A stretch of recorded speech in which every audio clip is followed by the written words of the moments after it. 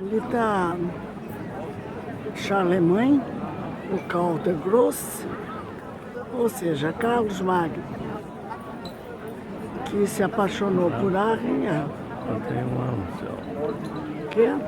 Um Amstel lá na pontinha lá. É mesmo? É. Então está chegando a hora deles voltarem. Carlos Magno se apaixonou quando conheceu Arren, que chamava-se Aquisgrana, né?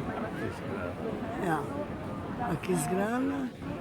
E ele se apaixonou por Arren, já tinha bom gosto, e aí resolveu ficar aqui reinando, e reinou daqui. E por causa disso, vários outros imperadores e reis, aliás, resolveram reinar aqui de Arren também. Tem uma lista enorme deles. Ui, nossa, quase caiu. Me despedindo, de novo. Depois eu volto.